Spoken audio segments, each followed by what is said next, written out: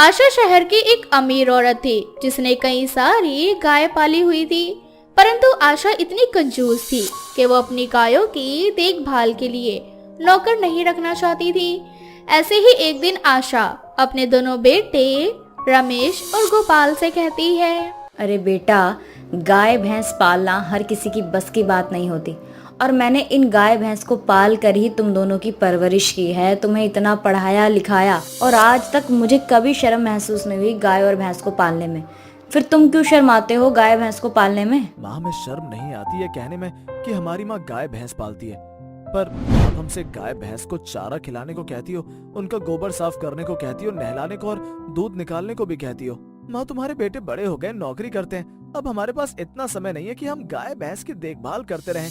तुम अपनी गाय भैंस के लिए कोई नौकर क्यों नहीं रख लेती? क्या मैं अपनी प्यारी भैंसों के लिए नौकर रख लूं और उन्हें मुफ्त के पैसे दूं? यही तो तुम सब चाहते हो ना? अरे मेरी भैंस तो बहुत समझदार है। अगर मैं अपनी भैंस को बोलूं कि जा गुसल खाने में जाकर गोबर करे तो वो चुपचाप गुसल खाने में जाकर गोबर करके आ जाएगी। अरे जानवरों के लिए गुसल खाना तो बना ही है ना। हाँ तो ठीक है ना माँ, आप हो ना अपनी गाय भैंसों का ख्याल रखने के लिए, हमसे नहीं होता ये सब। हम आपके हाथ जोड़ते हैं, हमें बख्श दो। राम राम, ना जाने कैसी निकम्मी औलाद जन्मी है मैंने। अरे जब मैं 10 साल की थी ना, तब मैं 5-5 भैंसों को अकेले ही नहलाने के लिए नदी में लेकर जाती थी। अरे मेरी तो किस्मत ही खराब हो गई है शहर में आकर। अरे यहाँ पे तो मैं ना चैन से अपनी भैंसों को नहला सकती हूँ नदी में ले जाकर, ना उनको सुकून से कुछ खिला सकती हूँ। हे भगवान, शहर की बहू तो कभी भी भैंस की देखभाल नहीं कर पाएगी। आखिर मेरी भैंसों का क्या होगा? अपनी माँ का नाटक देख उसके दोनों बेटे वहाँ से मुंह बनाकर चले जाते हैं और कुछ देर बाद आशा की बहन रूपा घर आती है। रूपा के घर आते ही हमेशा की तरह आशा का रोना शुरू हो जाता है। अरे मेरी प्यारी बहन, अच्छा हुआ जो तू गांव से सही समय पर आ गई। तू तो जानती है ना कि मेरी भैंस पेट से है। अरे अकेली मैं क्या क्या करूंगी? मेरे वो नालायक बेटे, उनसे तो किसी भी चीज की कोई उम्मीद ही नहीं है।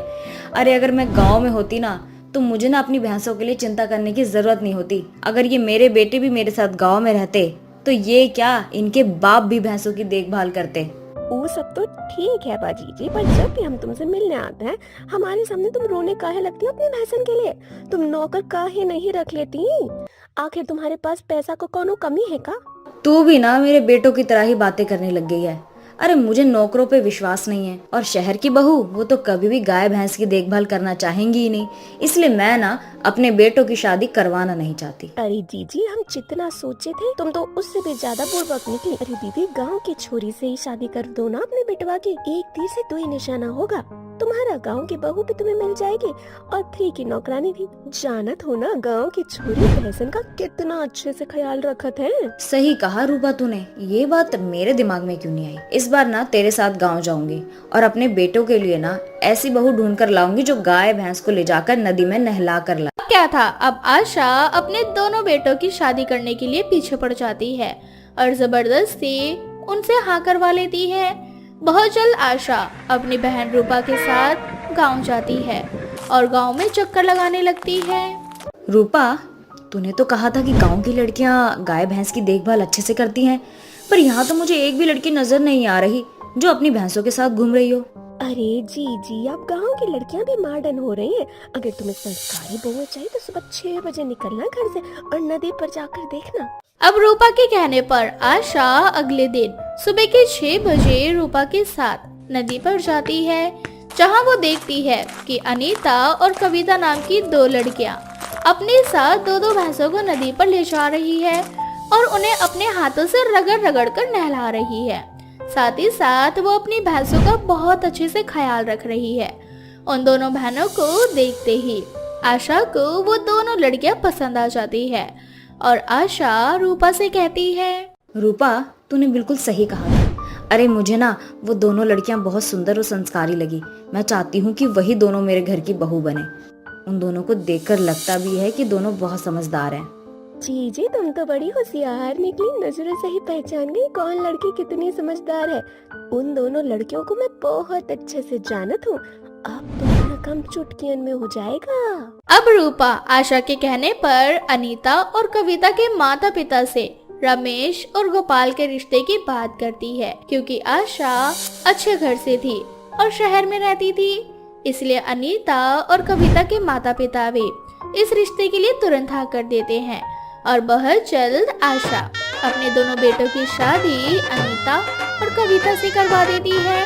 अब आशा शादी होने के बाद अपनी बहुओं को अपने घर ले जाती है और घर आते ही सबसे पहले आशा अपनी बहुओं को अपनी भैंसों से मिलवाती है।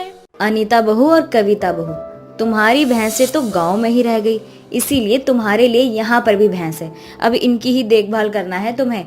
यहाँ नदी तो नहीं है शहर में, लेकिन हाँ बाल्टी में पानी भर कर इन भैंसों की देखभाल करनी है तुम्हें, अच्छे से नहलाना है पानी भर भर के लाकर। अरे यार कविता, ये क्या हो रहा है हमारे साथ? हमने शहर के लड़कों से इसीलिए शादी की ताकि हमें भैंस को नहलाने के लिए उन्हें नदी पर ना ले जाना पड़े, पर देखो यहाँ तो हमें हाथ में बाल्टी पकड़ा दिया और कहा कि भैंस को रगड़ रगड़ के नहलाओ। सही कह रही हो दीदी, कम से कम हमारे गांव की भैंस नदी पर जाकर आराम से खुले में तो नहाती थी, पर यहाँ तो हमें भैंसों को खुद रगड़ के नहलाना होगा। पर कोई बात नहीं माँ जी, हमें ये काम करना पसंद है और हम इस घर की बहू भी तो हैं, हम अपना काम अच्छे से कर लेंगे। अगर तुम्हें भैंसों की देखभाल करने से कोई परेशानी नहीं है तो अनीता बहू ने इस तरह से क्यों कहा? मैं कितना डर गई थी। वो तो हमारा अंदाज है माँ जी। अब देखना कैसे आपकी काली भैंस गोरी होती है। आप इन्हें बाल्टी से नहलाती है ना, इसीलिए ये काली हो गई है। अब देखना हम इसे कैसे गोरा करते हैं। पर बहू, यहाँ नदी नहीं है, फिर तुम भैंसों को गोरा कैसे करोगी? और भैंस तो काली ही होती है ना। अरे अम्मा जी, आपकी बहुएं कोई ऐसी वैसी नहीं है, इतना बड़ा जमीन है, हम खुद यहाँ नदी बना लेंगे और अपनी भैंस को अच्छे से नहलाएंगे। अब क्या था, अब कविता और अनीता खुद मिलकर चारों तरफ कमर तक की दीवार खड़ी कर लेती है और उसमें पानी भर लेती है, जिसके बाद कविता और अनीता अपनी भैंसों को अपनी बनाई हुई नदी में ले जाकर रोज नहलाती। इस बात से आशा के दोनों बेटों को बड़ी परेशानी होती, पर वो दोनों चाहकर भी कुछ नहीं कर पाते। पर दोनों भाई खुश भी थे, क्योंकि अब ये काम आशा की बहुएं संभाल रही थी, जिस वजह से अब आशा कभी भी अपने बेटों को भैंसों की देखभाल करने के लिए नहीं कहती। नीलम और पवन आराम से खुशहाल जिंदगी जी रहे थे, पर कहते हैं ना, अक्सर खुशियों को नजर लग जाया करती है। ठीक ऐसा ही कुछ पवन के साथ होने वाला था। पवन का अपना खुद का एक छोटा सा बिजनेस था, साड़ी की दुकान का। अरे भैया, सही सही दाम लगा दो इस साड़ी का। अगर सही दाम लगा दोगे तो ले लेंगे फिर। मैडम, 2 साड़ी लो या 4, पर दाम यही रहेगा। पवन भी अपने छोटे से बिजनेस से बहुत खुश था। रात को पवन दुकान बंद करके घर आता है, जहां आज नीलम ने उसका मनपसंद खाना बनाया हुआ था। अरे वाह नीलम डार्लिंग, खाने की खुशबू तो बहुत ही अच्छी आ रही है। खुशबू तो अच्छी आएगी ही ना, आखिर आज हमने आपका मनपसंद पिज़्ज़ा जो बनाया है। क्या आज तुम फिर से पिज्जा बनाई हो? अरे यार, हमने तुम्हें कितनी बार कहा है कि तुम हमारे लिए हमारा फेवरेट पिज्जा मत बनाया करो। अगर हम तुम्हारे हाथ वो जला हुआ पिज्जा बार बार खाते रहे ना, तो माँ कसम बता रहे हैं, हमारा मनपसंद पिज्जा दुनिया का सबसे गंदा डिश बन जाएगा। हमें पिज्जा से नफरत होने लगेगी। सच सच बताओ, तुम चाहती हो कि हम अपने फेवरेट फूड से नफरत करें? हम ऐसा कुछ नहीं चाहते, पर हमने आपको खुश करने के लिए बनाया था। पता है आपको चाइनीज कितना खाना पसंद है ना, इसीलिए पिज्जा के साथ हमने चाइनीज फूड भी बनाया है। वो देखिए, डाइनिंग टेबल पर नूडल्स और मोमोज रखे हुए हैं।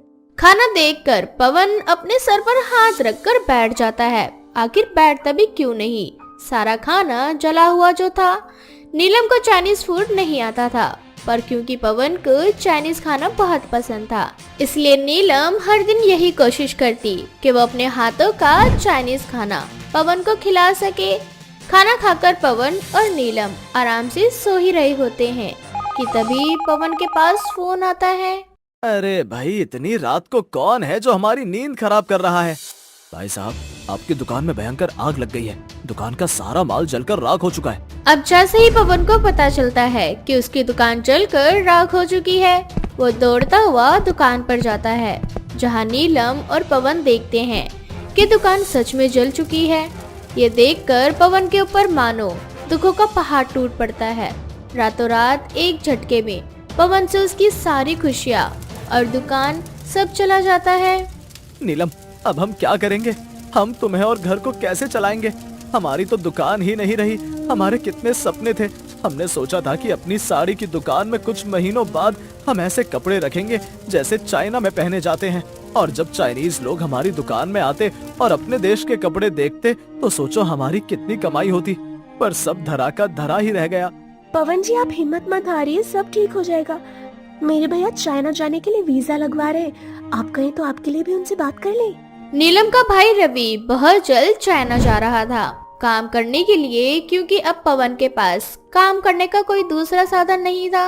इसलिए वो नीलम के भाई रवि के साथ चाइना चला जाता है। पर चाइना जाने के बाद मानो पवन भूल ही जाता है कि वो शादीशुदा भी है, और उसकी मुलाकात एक चुई नाम की लड़की से होती है। स्वानिशी यूनडोरन। क्या कहा तुमने? सुअर नहीं चाहिए? Mental people, I am telling you are Indian. Yes, I am Indian और दिस बॉय आर माई साला। हाउ द हैंड गैक्सिको रेशी नीनी एक्सिसो यू नो दिफिन शुमा। अबे ओ साले, मेरा मतलब है साले साहब। ये हम कहाँ आकर फंस गए हैं? ना तो हमें इंग्लिश आती है और ना ही चाइनीज, और यहाँ हर कोई चाइनीज बात कर रहा है। जैसे इनकी शक्ल वैसे इनका खाना और वैसे ही इनकी बातें हमारे तो सर के ऊपर से जा रही हैं।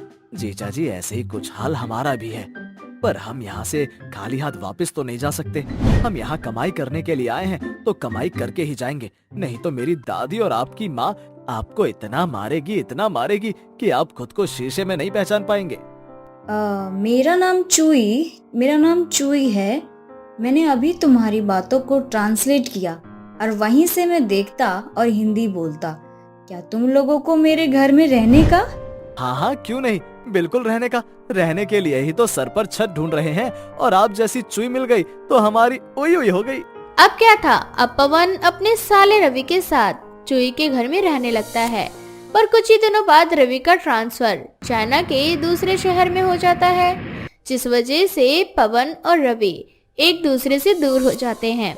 तो वहीं दूसरी ओर पवन चुई के नजदीक आ जाता है और चाइनीज तरीके से चुई से उससे शादी कर लेता है। अब चाइना में पवन का समय पूरा हो चुका था और पवन को वापस इंडिया आना था, पर उसने चुई से शादी कर ली थी और वो चुई को छोड़कर नहीं जा सकता था। इसलिए पवन अपनी दूसरी बीवी को भी अपने साथ इंडिया ले आता है, जहाँ चुई को देख नीलम उसके गले लग जाती है। आज पहली बार देख रहा हूँ कि अपनी सौतन को देखकर कोई लड़की इतना खुश हो रही है। अरे पागल लड़की, चाइना से मैं तेरे लिए सौतन लेकर आया हूँ। अरे सौतन होगी तुम्हारी, ये तो मेरी बचपन की दोस्त इमली है। इसका दिमाग किसी कंप्यूटर से कम नहीं है। ये क्या इमली, तू तो चाइना पढ़ाई करने गई, उसके बाद कभी आई नहीं, और तुझे देखकर तो बिल्कुल ऐसा लग रहा है जैसे तू मेरी इमली रही ही नहीं बल्कि कोई चाइनीज लड़की है। हाँ, क्योंकि मेरा वीजा खो गया था और मैं चाइना में फंस गई थी, पर मुझे वहाँ पर कोई पकड़ ना ले, इसीलिए मैंने चाइनीज हुलिया बना लिया। क्योंकि मैं नेपाल से थी, इसीलिए मुझे चाइनीज रूप लेने में ज्यादा दिक्कत नहीं हुई। समय के साथ साथ मैंने वहाँ पर चाइनीज भाषा भी सीख ली और मैं इसी फिराक में रहने लगी कि मैं इंडिया कैसे वापस आऊँ। जब मेरी मुलाकात पवन जी से हुई तो मैंने उन्हें अपने जाल में फंसा लिया और उनसे शादी कर ली, और मैं जानती थी कि पवन जी मुझे इंडिया लेकर आएंगे, इसीलिए उन्होंने एक चाइनीज लड़की का हिंदुस्तानी वीजा बनवाया, और ऐसा हुआ भी, और मैं अपने देश इंडिया वापस आ गई। इसका मतलब तुम चाइना की नहीं हो? नहीं, हमारी शादी भी नकली हुई थी और मैंने आपको सिर्फ और सिर्फ बेवकूफ बनाया था। इसीलिए नीलम की मैं सौतन नहीं हूँ और ना ही आपकी बीवी। अब हमारे रास्ते अलग अलग हैं। अरे ये तो बहुत अच्छी बात है फिर, पर दुख मुझे एक बात का अब भी है कि चाइना में लड़कियां बड़ी सुंदर होती हैं। वहाँ बहुतों पर दिल भी आ गया, पर तुम्हें देखकर दिल को तसल्ली दे देता था कि एक चाइनीज लड़की मेरी बीवी बन चुकी है। पर यहाँ अगर पता चला कि मेरी चुई भी चाइनीज नहीं है और ना बीवी, मैं अपनी बीवी के लिए कोई चाइनीज सा गिफ्ट भी नहीं लेकर आया। माफ करना नीलम डार्लिंग, मैं चाइना से तुम्हारे लिए कुछ नहीं ला पाया। कोई बात नहीं पवन जी, पर मैं आपके लिए चाइनीज खाना बनाना सीख गई हूँ। फिर से इंडियन बीवी के हाथों से चाइनीज खाइए। इस तरह से चुई अपने रास्ते चली जाती है और पवन के दिल से सबसे बड़ा बोझ यानी अपनी बीवी को धोखा देने का बोझ हट जाता है, जिसे पवन इतने महीनों से झेल रहा था। और एक बार फिर से पवन अपनी साड़ी की दुकान खोलता है और अपनी बीवी के साथ खुशहाल जिंदगी जीता है। पर नीलम अपनी चाइनीज सौतन को कभी नहीं भूल पाती और वो हमेशा इस टॉपिक को लेकर पवन से लड़ती रहती, जिसके बाद फिर कभी नीलम पवन को अपने से दूर नहीं होने देती। नीलम और पवन आराम से खुशहाल जिंदगी जी रहे थे, पर कहते हैं ना, अक्सर खुशियों को नजर लग जाया करती है। ठीक ऐसा ही कुछ पवन के साथ होने वाला था। पवन का अपना खुद का एक छोटा सा बिजनेस था, साड़ी की दुकान का। अरे भैया सही सही दाम लगा दो इस साड़ी का।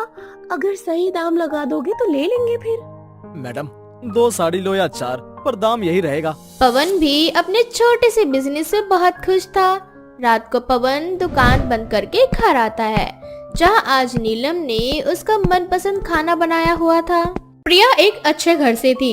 प्रिया को अपने घर में किसी भी चीज की कमी नहीं थी, पर कॉलेज में प्रिया आनंद नाम के एक लड़के से प्यार करती थी और आनंद गांव का रहने वाला था। ऐसे ही एक दिन प्रिया कॉलेज में आनंद से मिलती है और आनंद प्रिया से कहता है, कॉलेज की कुछ दिनों की छुट्टियां पड़ रही हैं, इसलिए मुझे गांव जाना पड़ रहा है। मैं तुम्हें फोन करता रहूंगा। तुम गाँव क्यों जा रहे हो? तुम ना जब भी गाँव जाते हो ना, मुझे बिल्कुल भी अच्छा नहीं लगता। मेरा दिल करता है कि मैं भी तुम्हारे साथ गाँव जाऊँ, तुम्हारा गाँव देखूँ। चिंता मत करो, बहुत जल्द तुम्हारा सपना पूरा हो जाएगा। अगर ऐसी बात है तो गाँव से जल्दी आना। मैं अपने घर वालों से बात करूंगी हमारी शादी के बारे में। तुम भी गाँव में अपनी माँ से बात कर लेना। प्रिया, ये देखकर मुझे बहुत अच्छा लग रहा है कि तुम गांव में रहने के लिए तैयार हो, पर क्या तुम गांव में रह पाओगी? गांव में इतनी सारी सुख सुविधाएं प्राप्त नहीं है। मैं तुम्हारे साथ कहीं भी रह सकती हूँ, बस मुझे तुम्हारा साथ चाहिए।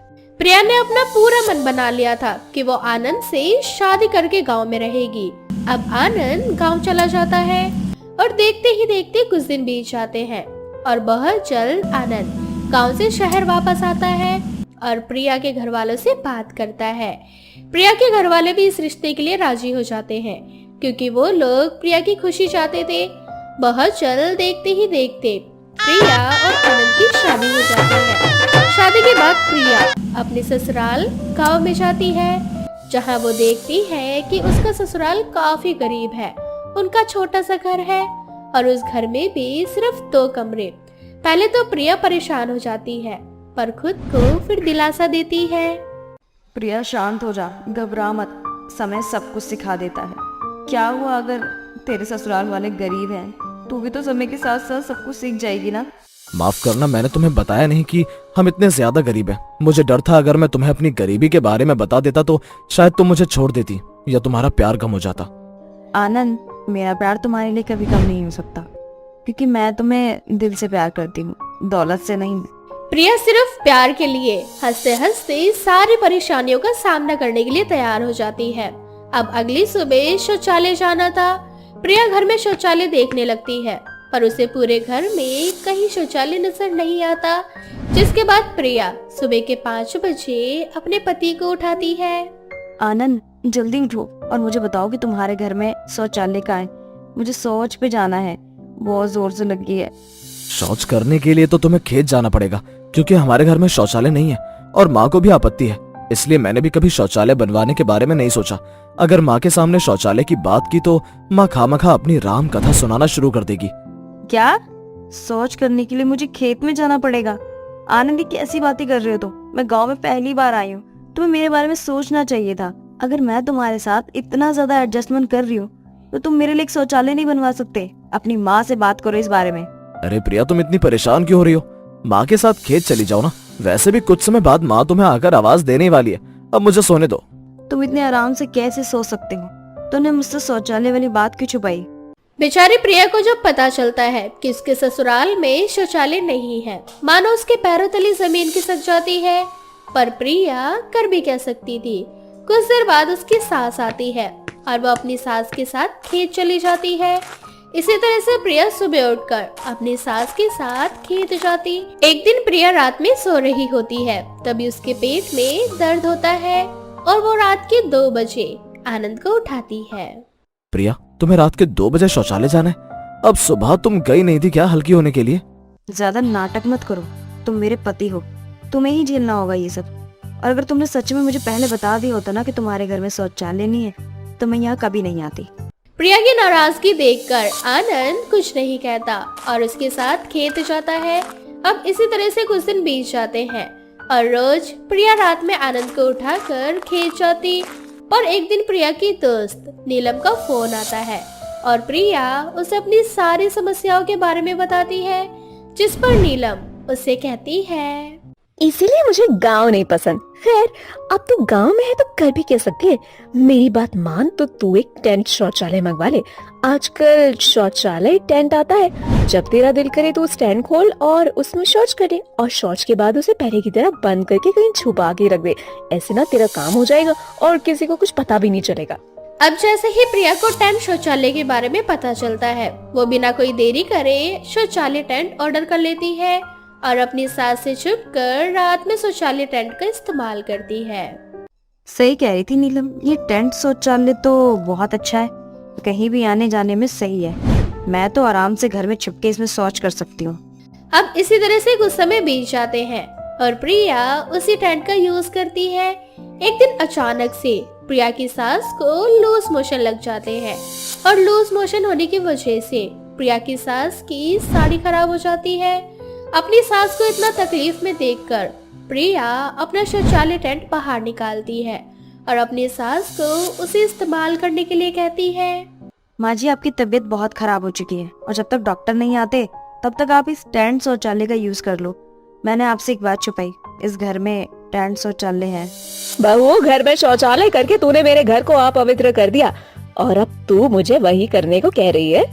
माँ जी, माफ करना, आपके साथ जो भी हो रहा है और आपकी जैसी हालत है उससे भी तो घर पवित्र नहीं रहा ना, और घर में शौचालय होना बहुत जरूरी है। इससे पहले आपकी तबीयत खराब हो जाए, आप इस टेंट शौचालय का यूज कर लीजिए। हाँ माँ, प्रिया बिल्कुल सही कह रही है। उसने बड़ी मुश्किल से टेंट शौचालय मंगवाया है और आज वो आपके काम आ रहा है। माँ, माना कि हम गरीब हैं, इसका मतलब ये तो नहीं कि हम अपने घर में शौचालय नहीं बनवा सकते। और वैसे भी आप किस जमाने में जी रही हो? आपकी तबीयत बहुत खराब है, आपको शौचालय की जरूरत है ना कि रूढ़िवादी सोच की? और वैसे भी गांव में अब सब धीरे धीरे करके शौचालय बनवा रहे हैं। माँ, अपनी सोच बदलो और शौचालय जाओ। तुम दोनों सही कह रहे हो। मैंने तो खुद अपने घर के कमरे को अपवित्र कर दिया, वो भी इसी उम्र में, अपने बेटे और बहू के सामने। मुझे माफ कर दो, पर मैं ठीक होते ही सबसे पहले घर में शौचालय बनवा लूंगी, चाहे इसके लिए मुझे कोई कर्जा क्यों ना लेना पड़े। आनंद भी अपनी माँ को समझाता है और प्रिया की सास भी उस टेंट शौचालय का इस्तेमाल करती है और ठीक होने के बाद प्रिया की सास फैसला लेती है कि वो भी अपने घर में शौचालय बनवाएगी और बहुत जल्द प्रिया के घर में भी शौचालय बन जाता है, जिसके बाद प्रिया को शौचालय टेंट की जरूरत नहीं पड़ती।